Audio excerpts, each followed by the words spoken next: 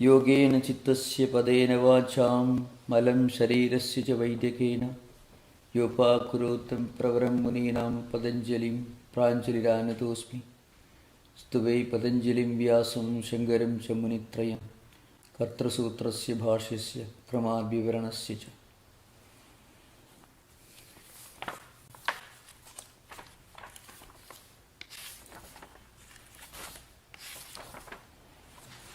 We are still discussing the 15th Sutra of Sadhanapada. Parinama tapa samskara dukkhaihi gunavritti visheshacha virodhacha gunavritti virodhacha dukkhameva sarvam vivekinaha. So, this is the sutra. It splits like parinama, tapa, samskara, dukkhaihi, guna, vritti, virodhat, cha, dukkham, eva, sarvam, vivekinaha. That's the sutra. Now, in this sutra, you find a complete analysis of some of the mental conflicts caused by different emotions and feelings and vrittis. So vritti, we should remember what vritti implies. Vritti is the residual effect of every kind of action. Any kind of action, not just physical action alone, but when we speak, that word that we speak as one visible, tangible effect. Then, after the act of speaking is over, that action leaves behind a residual effect in the mind of the person who has heard the word and also in the mind of the person who has spoken the word. So also every deed, every thought leaves behind in the mental system something like an impression, a tendency, which later become what we call in Sanskrit, samskara, sankalpa, vasana, karma, etc. An impression, an emotion, a tendency, an aptitude, which again could cause repetition of the same activity. So, in this process, you can find, we discussed one important element in the Kriya Yoga. Kriya Yoga, the first sutra in Sadhanapada. That is, we can see the sutra.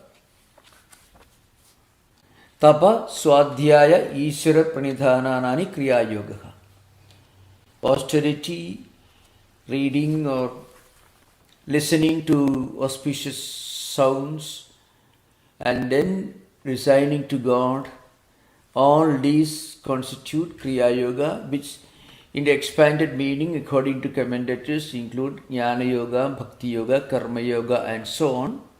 And the commentators actually mention something very important, and that is important in the context of the 15th sutra. That is, Ishvara Pranidhana is mentioned there, resigning to God.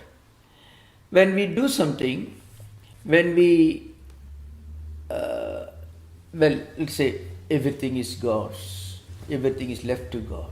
Let us say what happens, Immediately, a heavy weight is lifted off our shoulders. So what happens is, a lot of these emotions and feelings get sublimated when a sincere devotee resigns everything to God. It depends upon the totality of the sincerity. So some commentators give the example, it's taken from Buddhism, of course. If you have got a glass, let's say, and the glass is half full with milk, and you pour water into it, then what you get when you fill the glass, is half the glass is milk, the other half is water.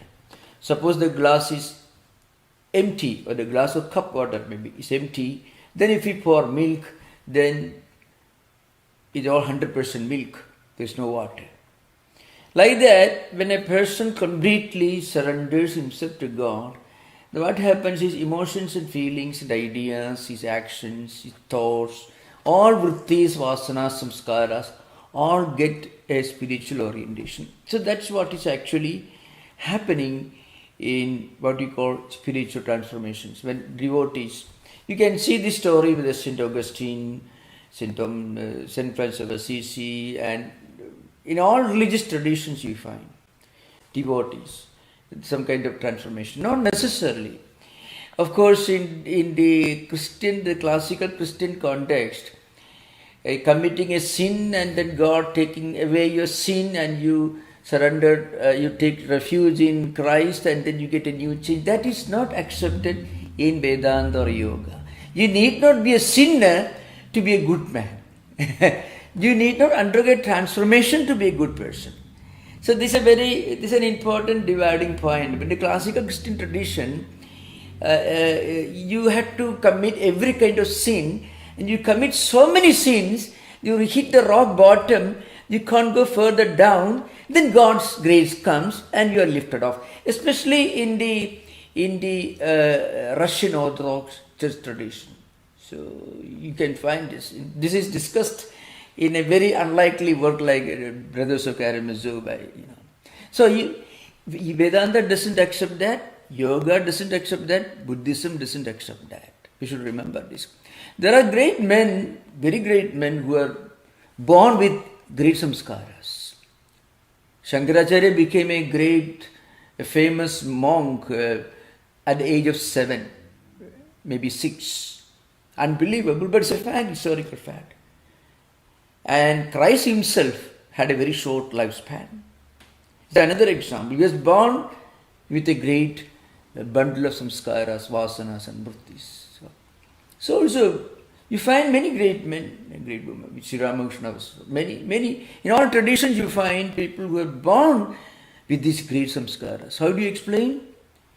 So, they may have, according to Vedanta in the previous slide, they may have led a completely God-oriented spiritual life completely. So that is an important point, remember. Now, we have to discuss this because this is an important subject. What is parinama dukkha, what is tapa dukkha, and what is samskara dukkha? These are three important topics to be discussed before completing the 15th sutra. First, let us say what sukha means. Dukkha means, the literal meaning and what it means in yoga is different, slightly different. In yoga, dukkha could mean the feeling that you get when you realize the limitation of something. That is not necessarily dukkha as it means the dictionary. That's an important point, remember.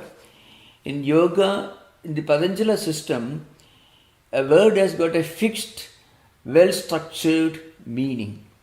Slightly different from what that word could mean in the Morning Williams dictionary or Apte's dictionary or in English, any Sanskrit dictionary. So dukkha means the feeling that you get when you realize the limitation of something. The classical example we gave, Buddha was born a prince, lived in luxurious surroundings.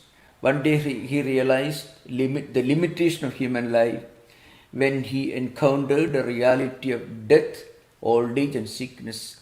Immediately he felt, there is something beyond this physical body, which one day could get old, can fall sick, and one day disappear, death, all this happens. So after this conviction of the limitation of what normally people consider the most wonderful thing in this world, Buddha left this palace, and that's given as a classical example of parinama dukkha. So it is not grief or sorrow. Buddha was not weeping actually. He was not crying. So when you experience this parinama dukkha, you are feeling, you are experiencing some kind of an incompleteness, inadequacy with what is going on around us right now. And then you think deeper, you think of the deeper realities of life, and that thought transforms your life.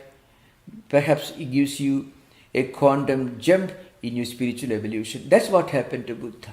It's an example of parinama dukkha, because that feeling of incompleteness is transformative. Parinama means transformation, change.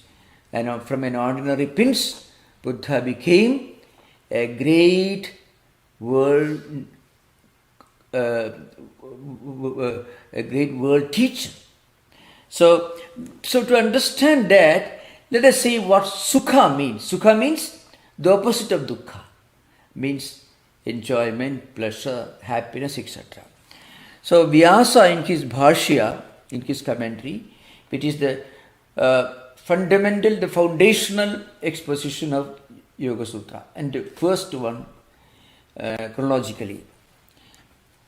What it means is, Vyasa says, sukha is something that actually, it satisfies our present thirst or desire. And when that desire is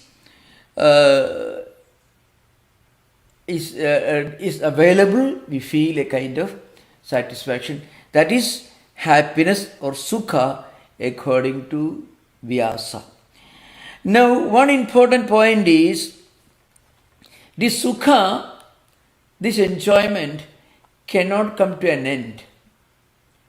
It's just like by having more and more enjoyment, you cannot exhaust, because the senses and mind always go in search of newer and newer kinds of happiness and enjoyment. In fact, there is the commentators quote one important verse from Mahabharata: "Na jadu kama kamanam upabhogena shamyati havisha krishnavatmeva bhuya eva abhivardhati." Is a well-known verse. What it means is, the sense pleasure that you get in this world, any kind of pleasure, it cannot be exhausted by having more and more. This desire cannot be quenched by satisfying desire. It only gets inflamed like fire, into which you pour oil or butter or anything you pour into blazing fire. The fire becomes more inflamed. Like that, the human mind goes on, keeps seeking new and new and unknown fields of enjoyment. That journey, that thirst, that desire never comes to an end. That kind of mental attitude is what is meant by desire, and its cause, the desire for happiness. So happiness and desire is something that really cannot be exhausted. It goes on moving forward, and it drags our mind into various directions. So once we understand this, you understand what is dukkha. What is dukkha? Dukkha really, parinama dukkha, what it means is, well, it's all enough. Well, I have getting all this, but there is an end to all this. So I don't need this. Even when it is available, the ability to say, no, I don't need it. That is parinama dukkha. So that is why parinama dukkhata nama pratikula sukhavasthayam abhi yoginam eva klishnadi. Vyasa says, this transformative feeling of incompleteness of worldly desires, it happens to people, to those spiritual seekers who are higher, who are evolved. the ability to say, well, everything is available. It's enough. If somebody has got all this and he says, well, I don't need all this, that person is about to progress and is evolving, is progressing in spiritual life. If a person says, well, I don't need these things because I don't get these things, that will not take us to higher goal. If it is available, still I don't want it. That is parinama dukkha. So that is one important point to remember. Now there is the next one, tapa dukkha. Tapa dukkha is something. So there are some commentators like Bhava Ganesha, Nagoji Bhatta, etc. According to them, enjoyment of pleasure creates raga, and obstruction to this enjoyment of pleasure creates dvesha. Raga and dvesha, kind of bitterness, anger, that is dvesha, and enjoyment and infatuation, extreme liking for enjoyment, that creates raga, its opposite. When there is an obstruction that obstructs us from seeking this object of enjoyment, that creates dvesha. Now, what happens is, raga and dvesha make people work along the path of adharma, which leads to papa karmasya. So that's why, extreme infatuation for certain things and extreme dislike, aversion, bitterness, anger, when there is an obstacle in front of our path, then it leads to certain undesirable actions, and these undesirable actions will create a deposit of unhealthy samskaras, vasanas, and it is called papa karmashaya. And it is said that these extreme likes and dislikes, extreme hatred and extreme infatuation and consequent actions will create a storehouse of kleshas, samskaras, and they go on chasing our life. So they may not manifest in this life, but they will certainly manifest in another life. This is not transformative. There is nothing very great about this. That's an important point. Tapa dukkha is very ordinary. To have parinama dukkha, you should be an evolved person. You should be an evolved. That's why yoginameva krishnadi. Parinama dukkha, the feeling of incompleteness, even when everything is available to you, you have a good job, lot of money, lot of wealth, reputation, friends, still you feel, well, what will happen to all of this? One day all this will disappear. That's the beginning of real wisdom. That is parinama dukkha. On the other hand, the ordinary feelings and emotions connected to our infatuation for certain things and our anger when what we like is not available, what we want to enjoy is not available, that is dvesha. It happens to any common persons, and this leads to all kinds of activities. And activities for enjoying these things that we want but we are not able to get, those activities can deposit a lot of unhealthy samskaras in the mental system, and that storehouse of unhealthy samskaras is called papa karmasya. Similarly, there are certain people you find, of course, some people, apparently they are not very good people. Apparently. But really they are good people, they get a lot of wonderful things. But in their appearance and behavior, they don't seem to be very good people. But they accomplish a lot. So yoga psychology will tell you, if you believe in yoga psychology, it's a very rational analysis. Yoga psychology, very rational analysis. it tries to explain certain imponderables that we normally come across in our everyday life. When we look for an explanation, we are not going to get an explanation logically. So yoga psychology will tell you that person must have done something very good in his previous life. Acts of great self-sacrifice, acts of some great adventure, just for doing good to others. So that will create a huge storehouse of punya karmasya. Punya means merits. The opposite of pava is punya. If you do something wonderful, you may do a lot of actions of self-sacrifice to help a good person for a good cause.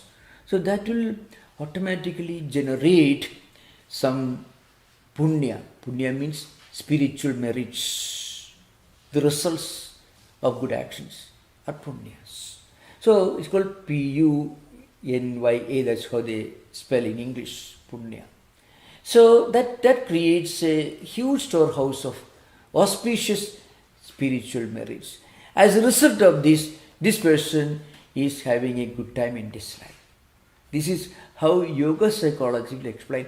If you read Jataka tales of Buddha, you find Buddha was born as a very wonderful wise elephant, sometimes as a wise monkey.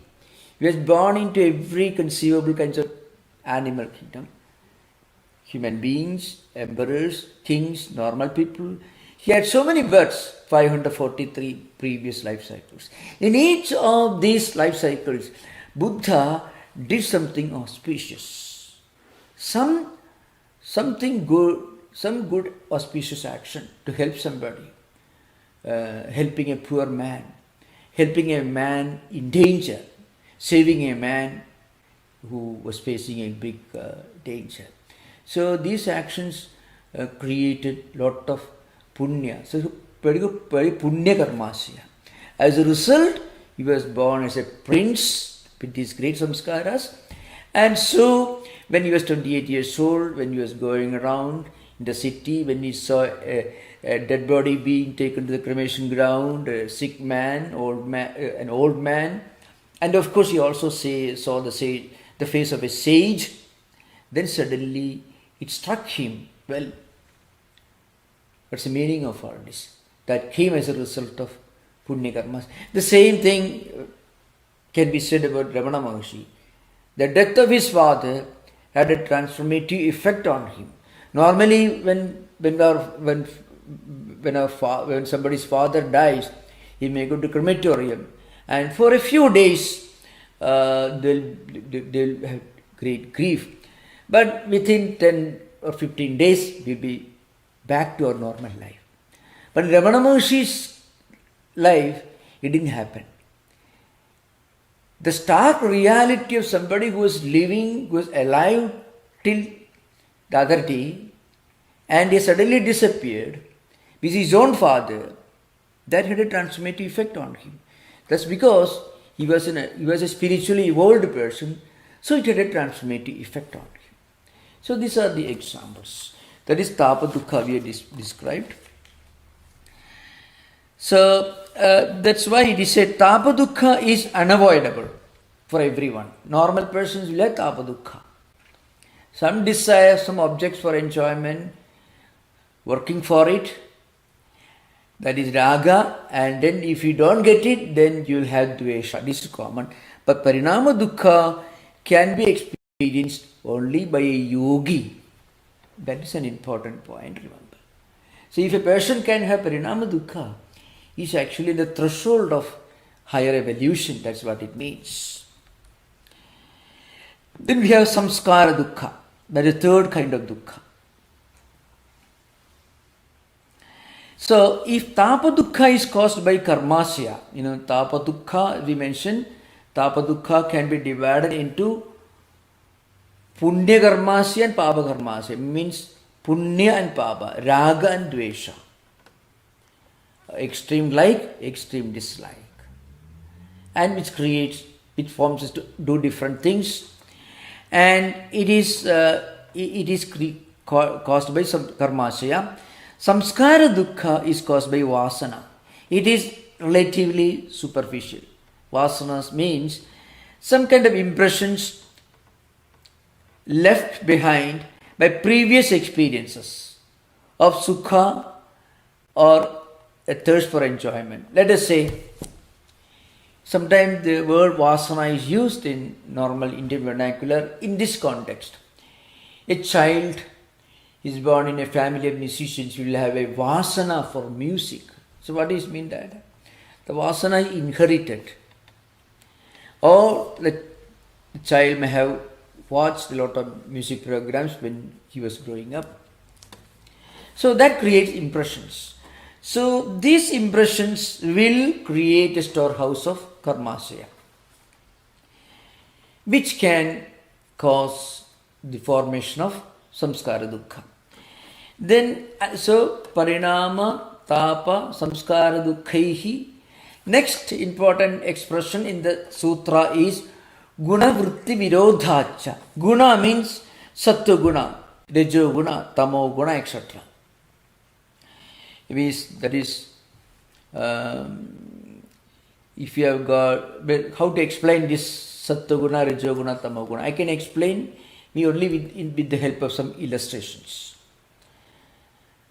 Well, suppose a person is relatively lazy, inactive, given to an easy way of life, relaxation, doesn't have any ambition because he is very lazy, he is not willing to do anything.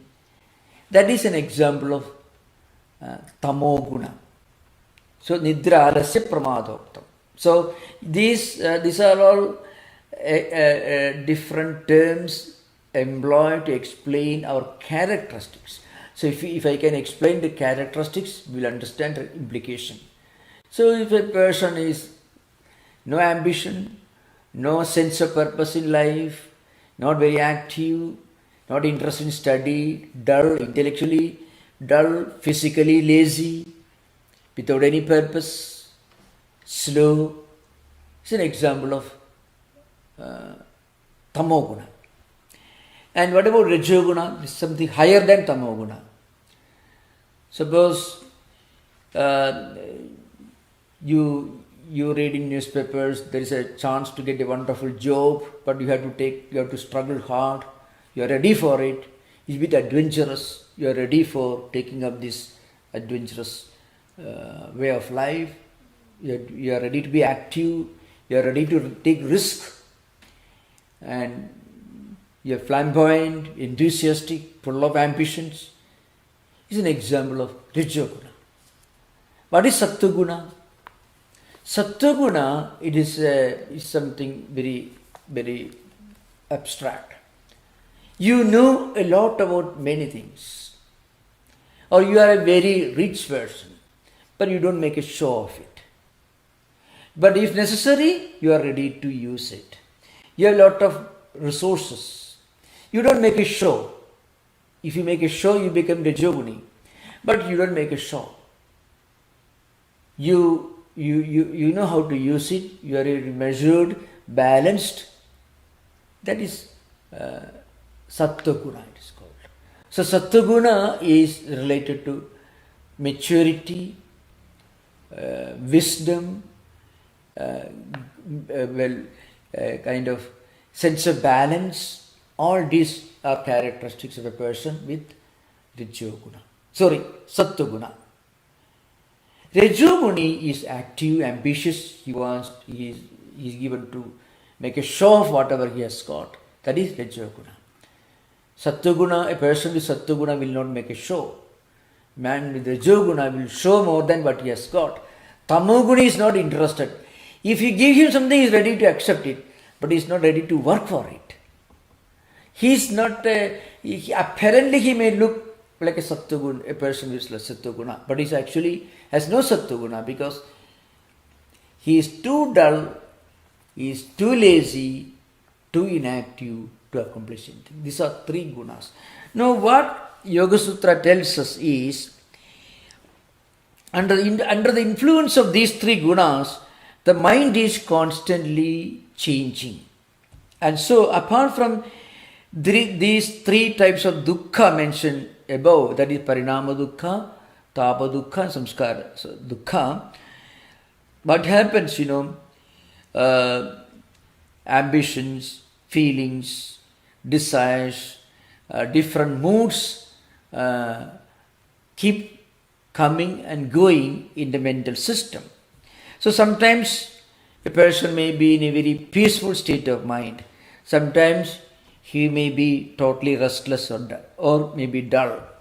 As a result, what happens, there is gunavritti virodha, mutual conflict among these gunas.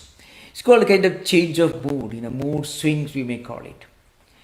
So this is what is meant by gunavritti virodha, means conflict related to in the interplay of sattva-guna, rajo-guna and tamo-guna. In other words, in short, I can sum up this sutra. Parinama dukkha is that higher level of maturity that prompts you to understand the limitation of everything that you have got. Still, you feel a kind of inner incompleteness. It happens only to a yogi, only to a highly evolved person. So I gave the example of Buddha and Ramana Maharshi. A tragic incident in their life had a transformative effect on them, and that made them great. That took them to a higher level of spiritual enlightenment. Tapa dukkha is common to everyone. That is, raga and dvesha is common to everyone. And samskara dukkha, it is also common to everyone. It actually related to previous experiences, samskara dukkha. That's an important point, remember,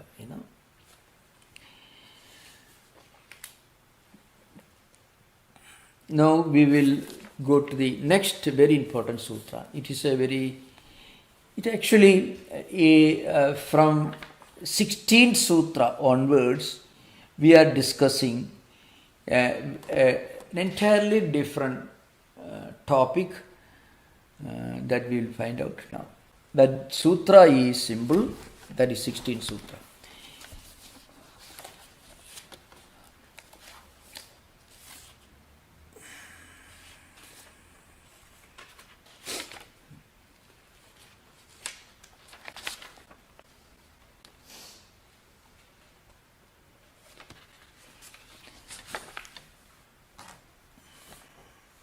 Yeah, the sutra is Heyam Dukkham Anagatam. That's the sutra.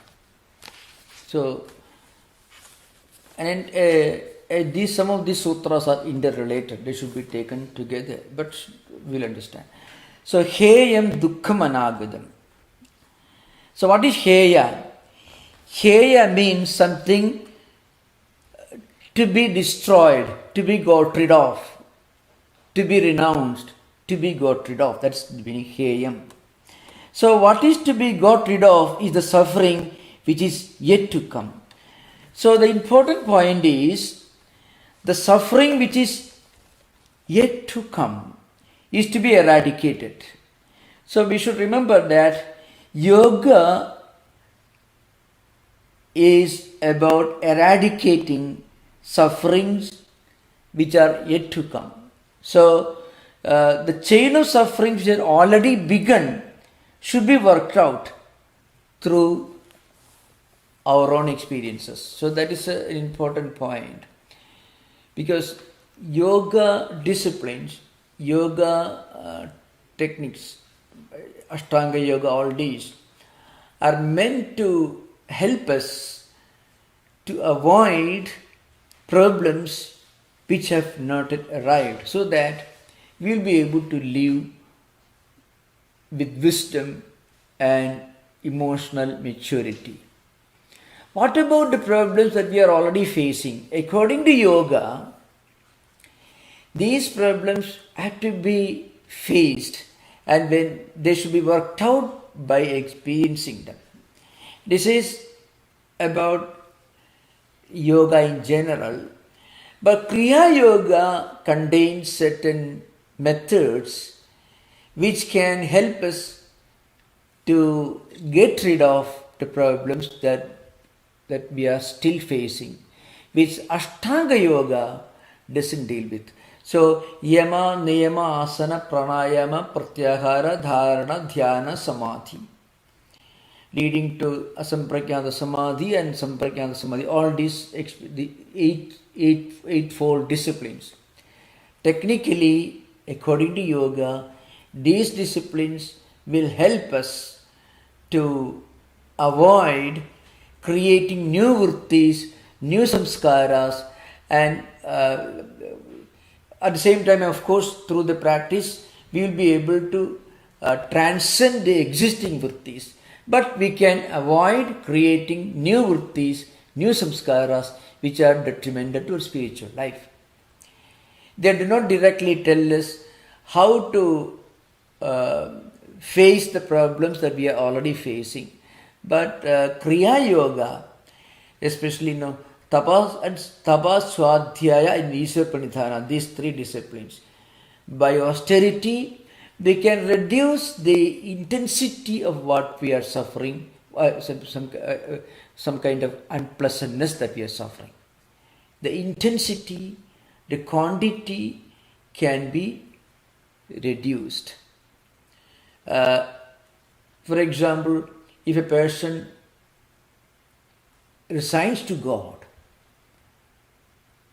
that is what Vedanta says, and this part of Vedanta is accepted by all commentators. But Patanjali's Sutra do not mention that. Please remember, Patanjali's Sutras themselves are not self-explanatory. Patanjali's Sutras and their implications become clear only when we read Vyasa, Vijnana Bhikshu, Vajaspati and others, and Shankaracharya, good Vivarana.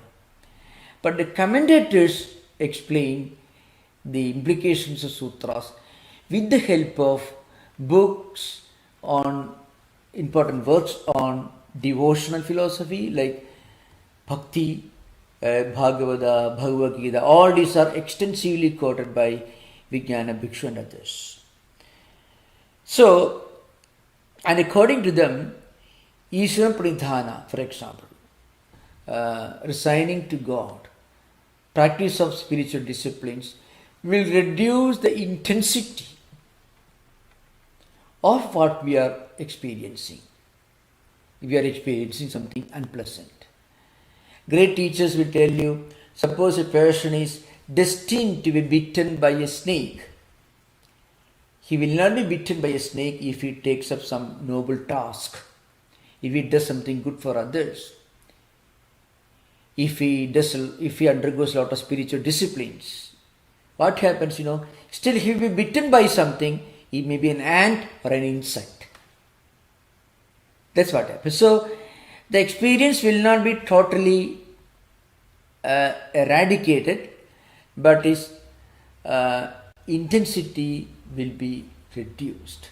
So, this is an input that we take from other supporting scriptures, from which commentators like Vijnana Bhikshu quotes profusely, including Vyasa. So that is an important point to remember. So, Heyam Dukkham Anagatam. Anagatam Dukkham means Dukkha which has not yet come. Dukkha here means problems, unpleasantness, etc. This Dukkha is a general word. Mostly here, Patanjali is referring to Tapa Dukkha and Samskara Dukkha. That's an important point.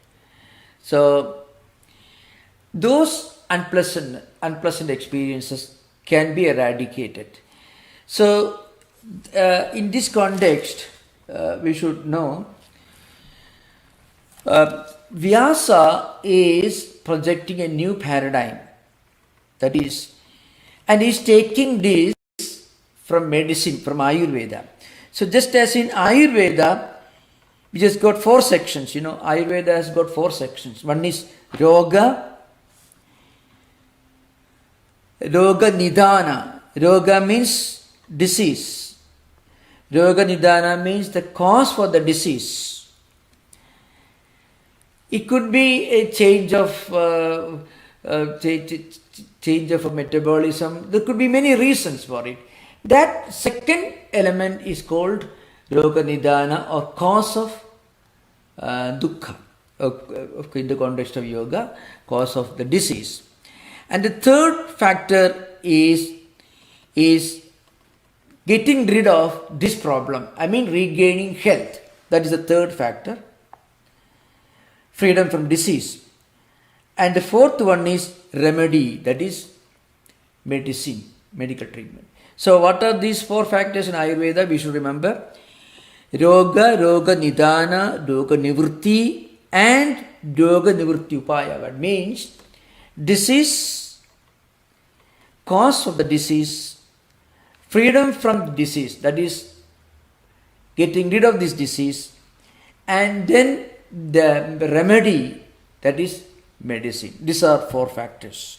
So also, according to Vyasa, there are four sections in yoga. That is Vyasa's paradigm.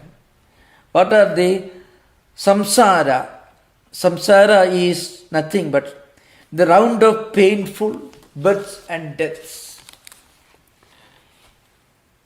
So, those who are thoughtful and somewhat evolved in life, they can understand. If you think about the meaning of life, suffering and enjoyment, and again suffering and enjoyment.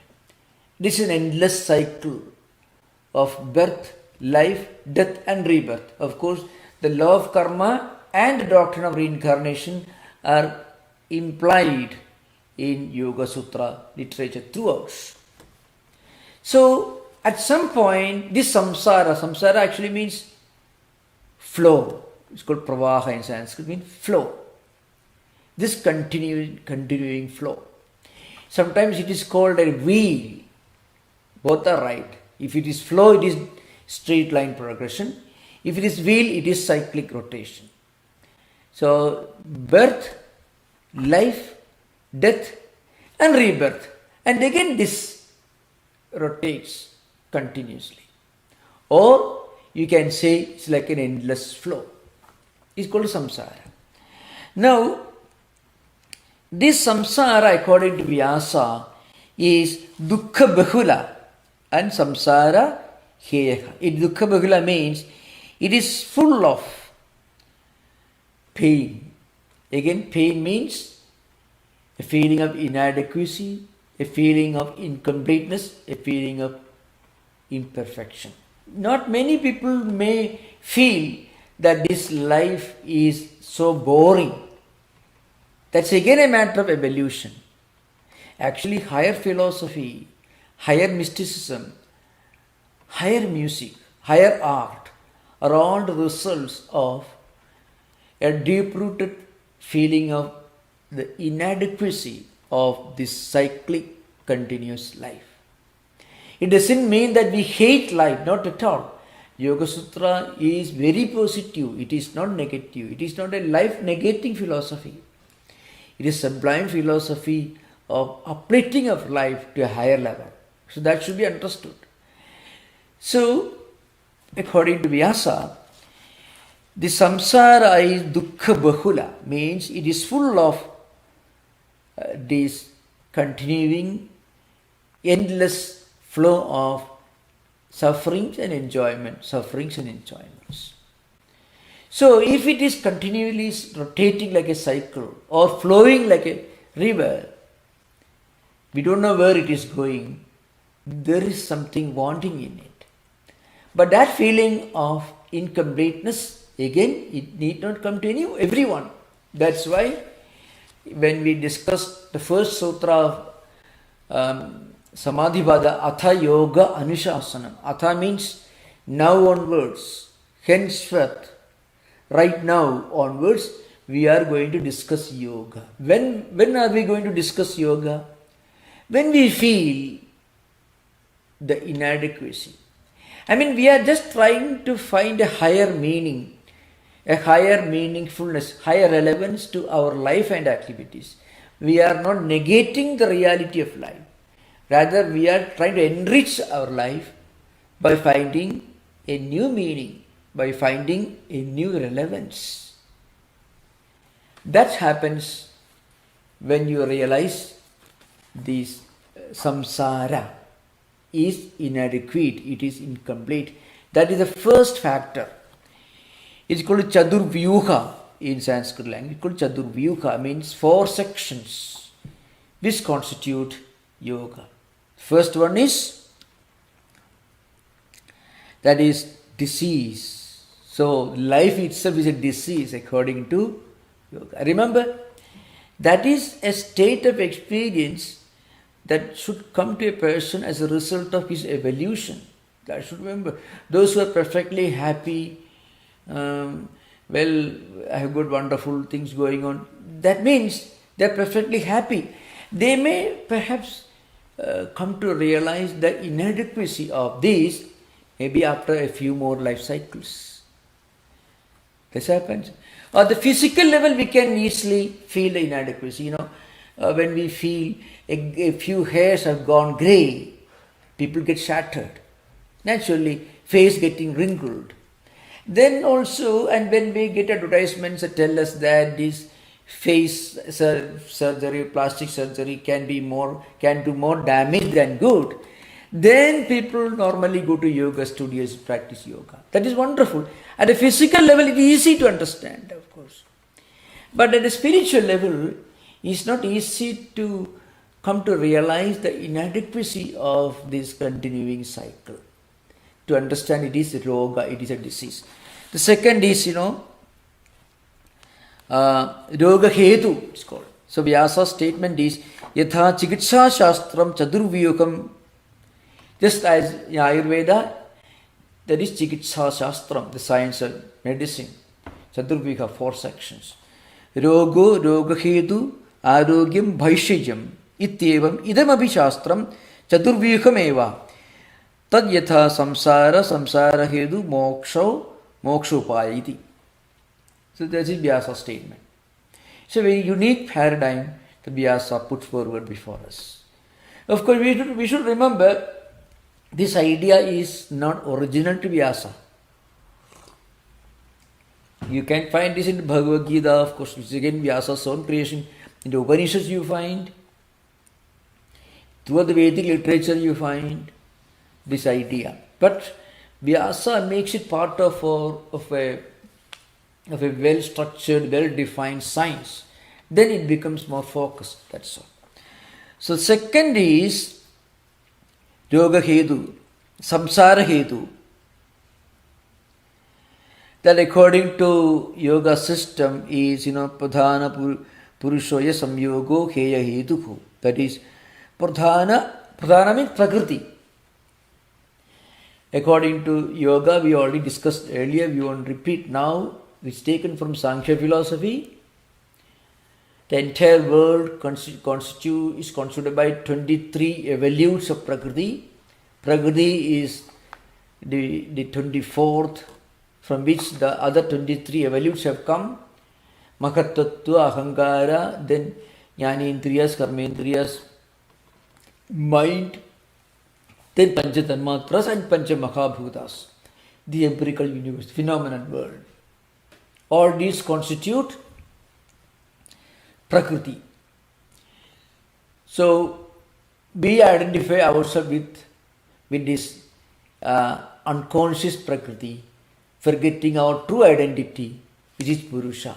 So, that is the real cause of this samsara according to the system. The cause of samsara is the association of Purusha and Prakriti. And as a result of this association, we have forgotten our Purusha identity. The third one is Hana, means the cessation of this association, the eradication. Hana means samyogasya atyantika nivritti. So we get rid of this association, Prakriti Purusha Samyoga. And the method, the remedy is Samyak Darshanam. That is, by true insight, we get rid of all these problems. I think we will discuss now. You can ask questions. We can just next sutra is next one is Drigdrishayoga Samyogo Kheya Hetu. The cause of this suffering is the association of Drashta and Drishyam. Drishyam is Prakriti and Drashta is Atman. We'll discuss this in the next class. Now we can have interaction. Most welcome.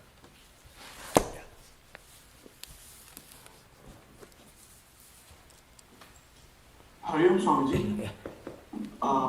Swamiji, so when you started the 16th Sutra, you mentioned that there is a change in the kind of discussion that will be happening from the first 15 Sutras and then the 16th Sutra onwards. Yeah, please wait, I shall repeat.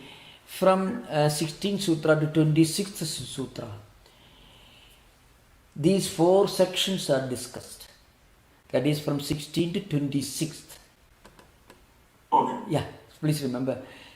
We had just 16th Sutra is just the beginning. It introduces this Chadurvyuha. Chadurvyuha means a section, a grouping, 4 groupings. So, the samsara, and the cause of the samsara and the method to get rid of it and the actual solution to this problem. Just like medicine in Ayurveda, here also there is a medicine.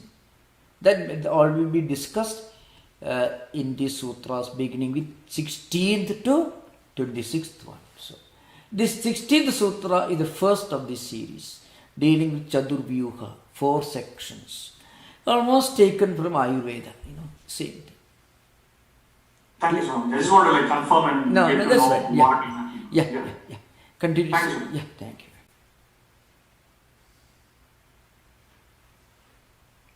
One after another you find why this world is a samsara, why this is something, is a roga, why it is a disease, and what's the cause of this disease, and how to eradicate the disease by removing the cause, and what's the actual remedy. All these are mentioned here. That's why Vyasa has taken the whole thing from Ayurveda itself. It runs parallel, so you can find. So the whole discussion ends with the 26th sutra, beginning with the 16th one. Okay, thank you. Swamiji, if I may ask another question. Yeah. In ancient Vedic literature, we see a lot of this happening, right? Where you have a certain text and then you have another text which references this text a lot. Like a lot of the Bhagavad Gita, a lot of the statements Krishna makes come from existing Upanishads. Yeah. Now you are talking about how Vyasa references the Ayurveda over here. Yeah. Is there a reason why we? Is it because they are focused on a subject and they have tried to expound that subject, so they just come up with all sorts of proof and all sorts of existing literature to back them up, or what is the reason behind this? One is the interconnectedness, the interrelatedness of different branches of learning. And another very interesting fact is the author of one book, he may be a master in many other areas of knowledge. See, look at Patanjali.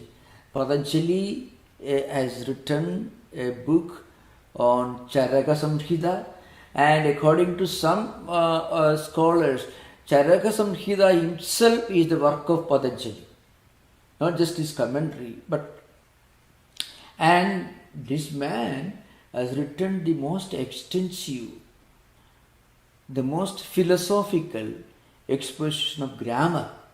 Patanjali Mahabhashyam is a book not only grammatical rules, it's the most extensive book on the philosophy of grammar, how language evolves, what are the implications of different uses in grammar.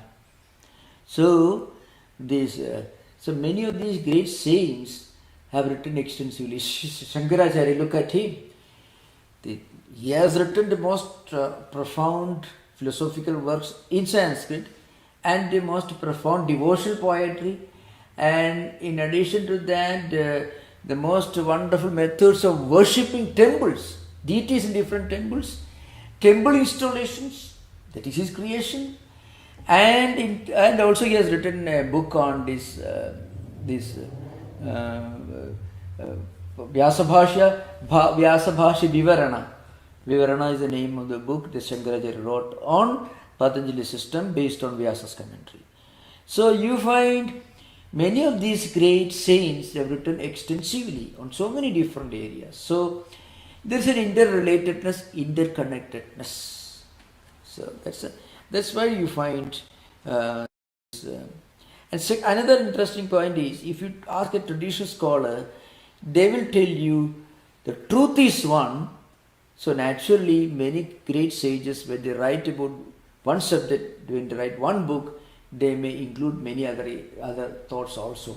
That's what a traditional scholar will tell you.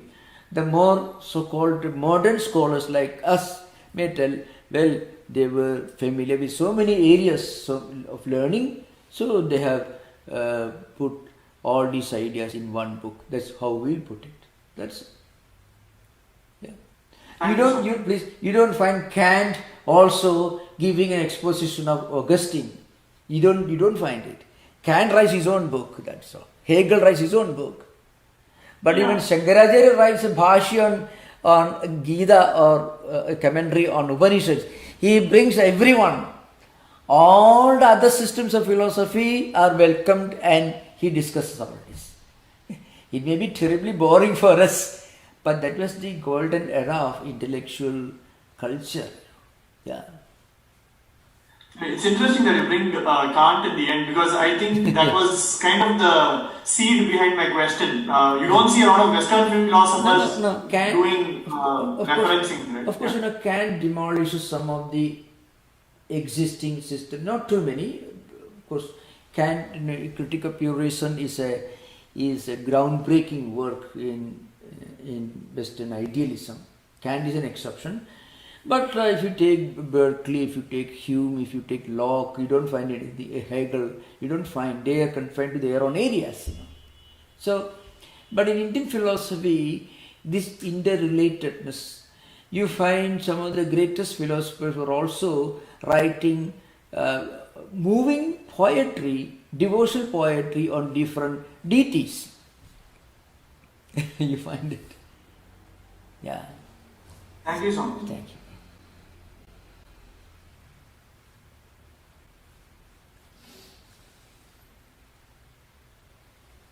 Maharaj, I'd like to ask a question about the three gunas and how else they manifest themselves. As Yogesh was mentioning, the gunas as a concept that permeates so much of the ancient literature. Yeah. But also, I remember my very first instruction in this pointed out the appearance of the three gunas in the natural world. Yeah. In botanical terms almost. Yeah. Really, these gunas manifest in our emotions and feelings. These three gunas. Extreme ambition, extreme drive, restlessness with activity, restlessness with disciplined activity, with organized activity can be an indication of Rajoguna, but restlessness itself can be an indication of Tamoguna, of course. Again, maturity of wisdom, balanced outlook, the ability to think and act like a grown-up person. That's again a quality of Sattva-guna. So these gunas, they keep coming and going. We may manifest one of these gunas in every kind of our response to experiences coming from outside and within our own system. They influence our thoughts, our actions and feelings.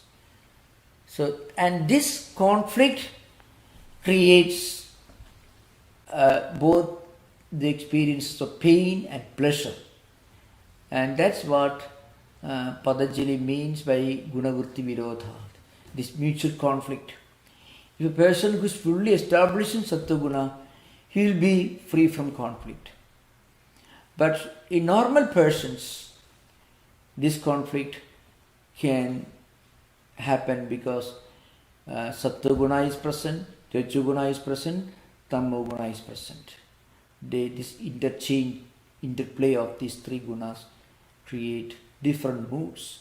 So it can be the change of moods can be due to these three gunas, the interplay of these three gunas. Yeah, we may feel peace of mind, a tranquility, and after some time we may feel restless, and this mood will change. When we are in a sattvic mood, we may feel a deep sense of tranquility and peace and contentment. But because we are not fully established in Sattva-guna, then what happens? Rajoguna will come and Tamoguna will come. Again, so this comes and goes. This change comes and goes. That's why it's called vritti virodha, means mutual conflict among them. Yeah. Is there anything else? Yeah. Please continue. Maharaj, one of the other Vedanta Swamis in the Northwest had written a book in fairly recent years about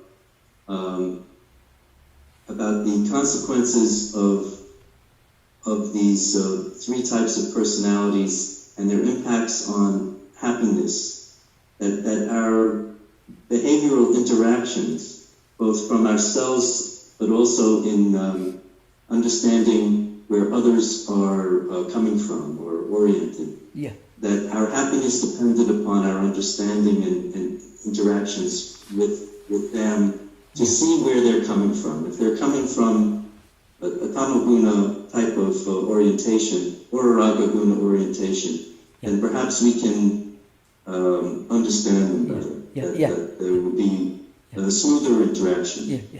This concept is included in the context of parinama dukkha, tapa dukkha, and samskara dukkha, which are all dealing with samskaras, previous activities, and their residual emotions that get stored up in the karmasya.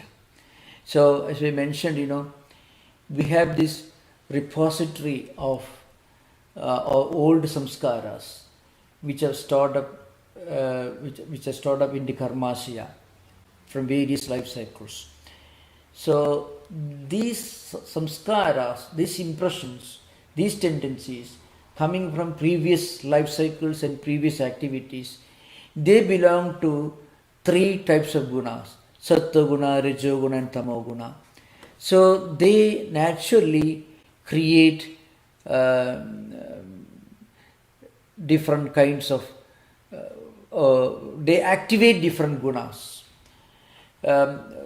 Auspicious, meritorious deeds may have left a lot of what we call punya karmasya, means auspicious, good samskaras, and they may induce sattva guna.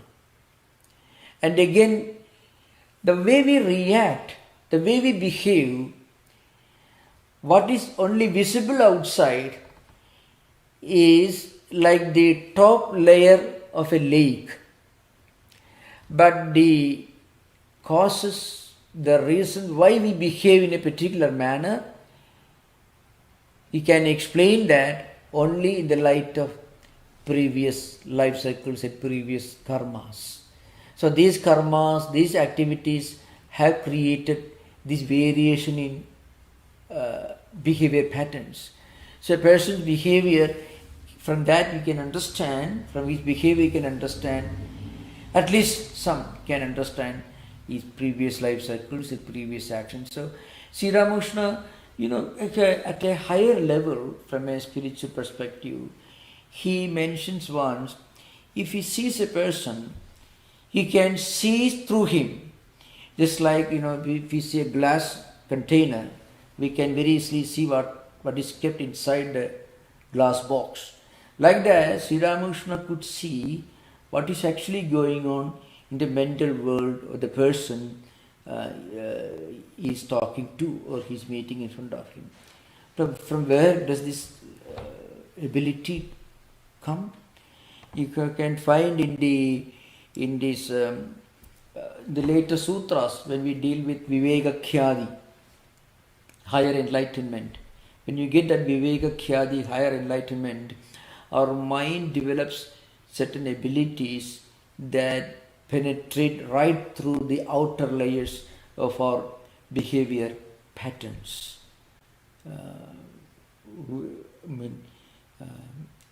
So the entire mental world of the person is revealed to you when you reach that level of spiritual enlightenment.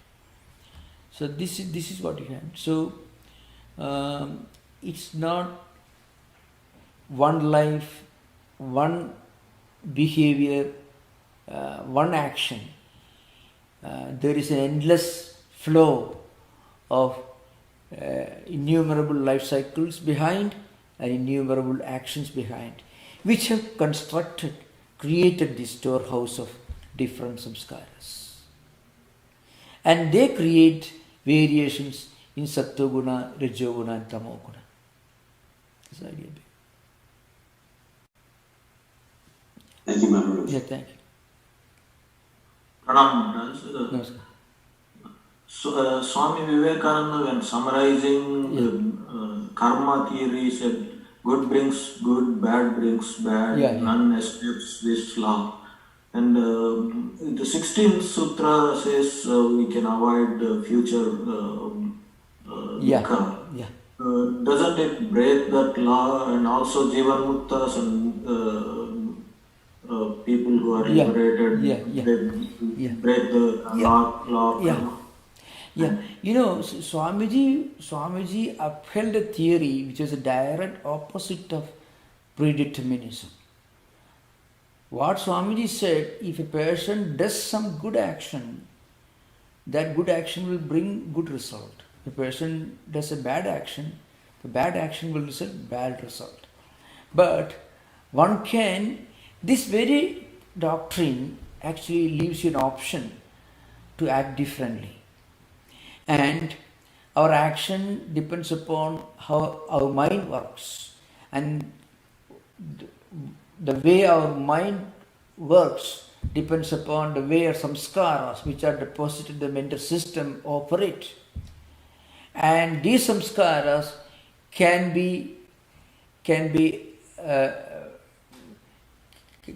refined, can be transformed through conscious effort.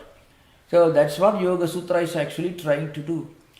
If a person tries to change his behavior, practicing yama and niyama, these fundamental disciplines, especially yamas which are universal, then what happens, his mind actually undergoes a transformation. And that mind may suppress a previous tendency which may be unpleasant. To give an example, suppose a person has got a huge storehouse of violent tendencies, let us say. And if that person happens to read Yoga Sutras or associate with people who have read Yoga Sutras, associate with people with a different nature, better nature, then this association with ideas or human association can bring about a change in the samskaras which are stored up in the system.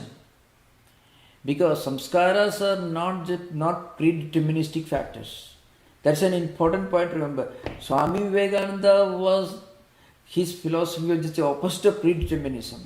Yoga Sutra propounds a philosophy which is the opposite of predeterminism. The kind of predeterminism that sometimes we believe can be found only in the writings of some fringe groups of Protestantism, really speaking, not even mainstream Christianity, where God has ordained everything long back, everything like a machine, like a programmed. The entire operation is programmed to a machine, and our life is like machine. That idea is alien to mainstream Vedanta, Buddhism, or yoga, or anything that Swamiji propounded. Remember, rather Swamiji was an exponent of the idea that we can build our own destiny. We can rebuild our own destiny. We can change our own destiny. That's the very foundation of yoga. Remember this very well, because if you interpret Vivekananda's words as some kind of predeterminism, practically you are closing the door for yoga, Vedanta, for everything. It's the opposite of it. Not only that, Swamiji says Karma Yoga, there is a sentence, are we just tiny boats tossed about in the mighty waves of the ocean of our karma? Is there no hope? There are long sentences you find. Or is there any way for us to build our own destiny?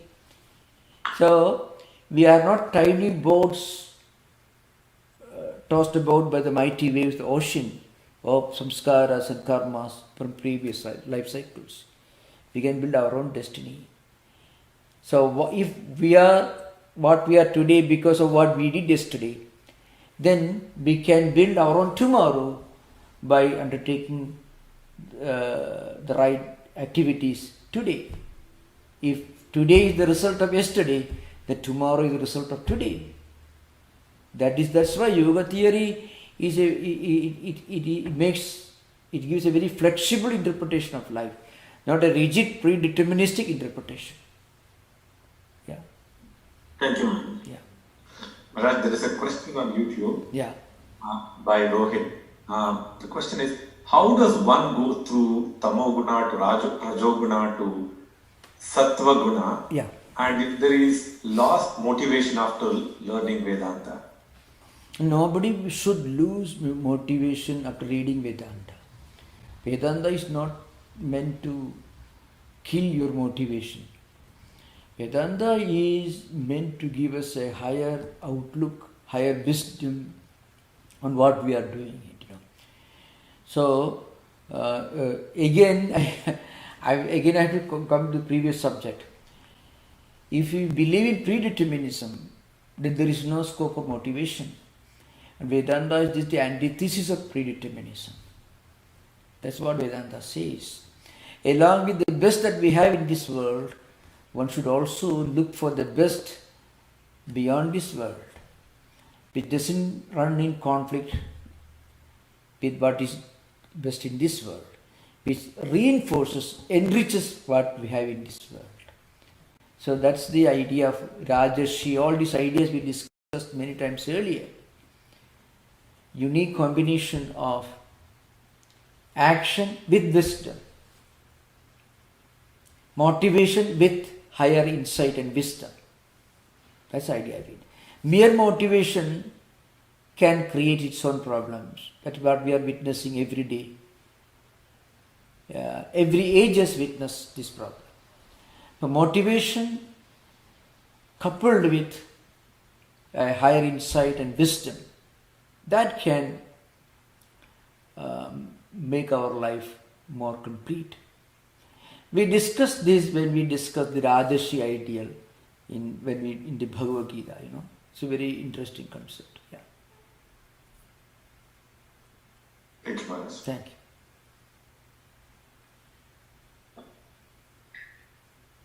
Namaskar, Maharaj. Namaskar.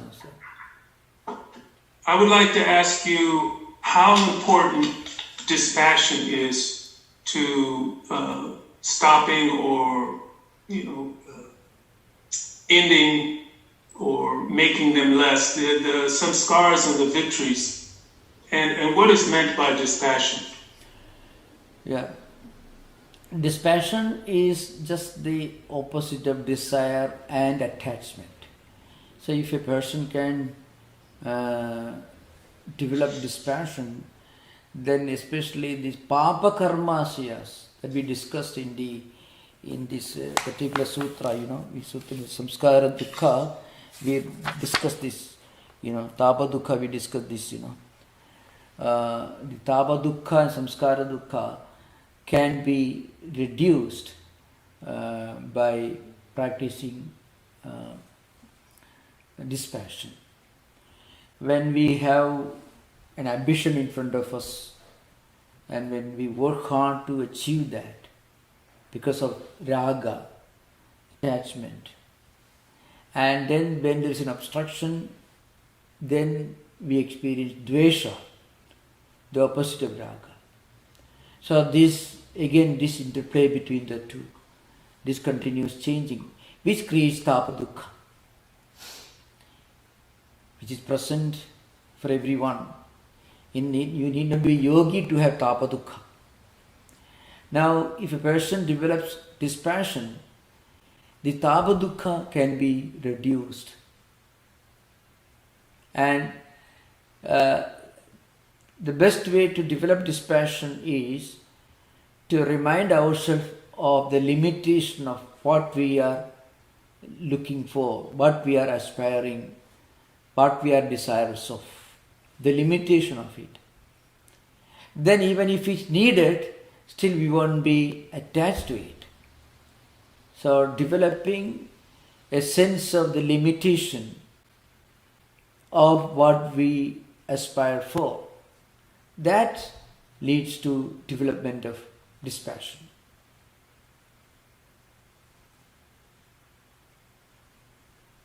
Swamiji? Yeah, most welcome. Swamiji? Yeah. Can you repeat? Hello? Yeah. Yeah, go ahead and ask. Please. How to remove old samskaras? Is any Vedantic test for this removing the samskaras? How to remove, that's a simple question that's discussed in many places. How to remove old samskaras. We cannot remove samskaras like that, but we can weaken the old samskaras. Suppose we have an unhealthy samskara.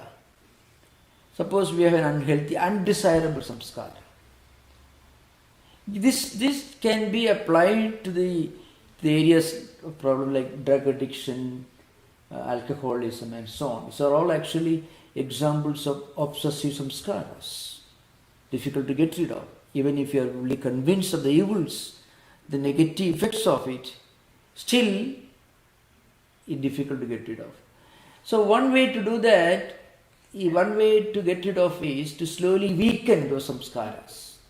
Unhealthy samskaras cannot be wished away all of a sudden, eradicated. We should remember, samskaras completely, they are completely eradicated only when we attain pratiprasava, counter evolution, that we discussed in the earlier sutras. But before that, in normal life situations, we can weaken the strength of unhealthy samskaras. How do we do it?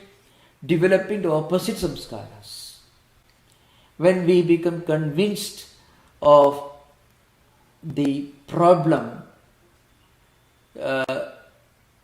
of the unpleasant results associated with undesirable samskaras. When we are convinced, this is not good, it will have this problem, it's very problematic.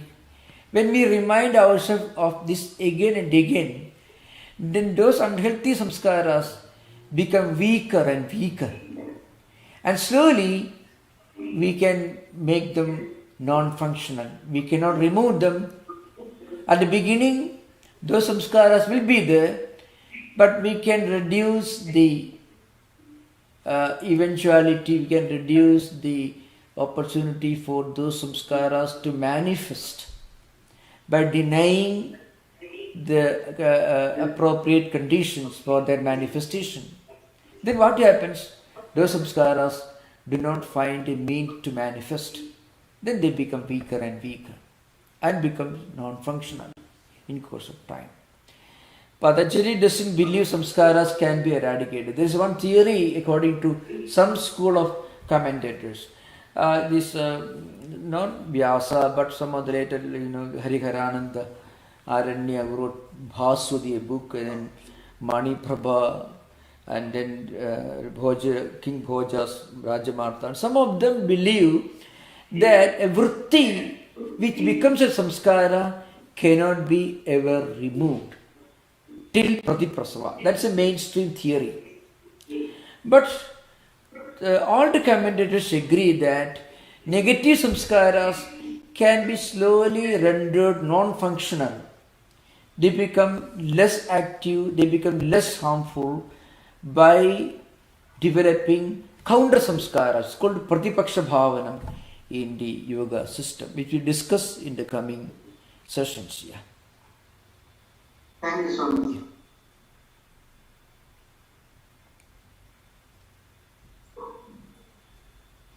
Pranam Swamiji. Namaskar. In the biography of Ramana Maharshi, it is mentioned that some of the animals attain this samadhi state. So, does Yoga Sutras mention anything like other than human beings attaining this? Yoga Sutras do not mention animals getting samadhi and all that. Animals develop certain qualities by associating with holy persons, by living in some sacred places. They do develop, because animals also connect with the environments, and they also imbibe in their own instinct level. They do develop qualities. You can easily see this in the dogs, pets. They all display certain characteristics due to human association. So naturally, but samadhi, at least Patanjali never mentions that, none of the commentators either. I have not heard, maybe some writers have written like that, but I have no idea about it. Yeah. But Ramana Maharshi had a cow with Lakshmi, and Ramana Maharshi used to feed that cow every day, and you can find this in the lives of some great saints. There was a saint, Chattabhi Swamigal, and it is said, again, it is mentioned that cobras and frogs and ants used to come. He used to spread some grains of sugar around, and will call ants and insects to come, and they will come from all over the place, and they will eat these sugar grains and go away. So stories are mentioned, but I don't know about the authenticity of those stories. Maybe. So I don't know much about it. We don't make any comments on these subjects which are not scientifically proven or authentically stated. But Patanjali is very scientific. That is one unique quality of this system. So rational and so psychological. There is nothing occult in yoga. That is the beauty and the charm and the grandeur of yoga system. Even the Vibhudipada, if you read, for example, the second chapter, we are going to, after Sadhanapada, we will deal with Vibhudipada, then Samadhipada. That's why we are changing the order. So even the Vibhudis, what we call the results, the powers, some of the higher faculties that you develop as a practice, as a result of practicing yoga, there is nothing occult or supernatural about it. So rational scientific explanation is given. That is the uniqueness of Patanjali's system. Absolutely nothing occult. So scientific, so rational. Even what we normally understand as miracles or these supernatural powers do have their scientific rational explanation in Patanjali's system. Okay? Thank you so much. Thank you. So thank you for all the wonderful questions. Thank you. Namaskar. Om Shanti Shanti Shanti Harihi Om Tat Sat Sri Ramakrishna Arpanamastu.